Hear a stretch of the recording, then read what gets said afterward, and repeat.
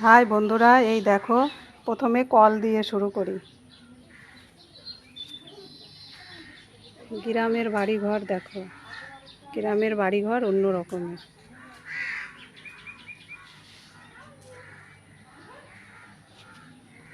চারিদিকে গাছপালা।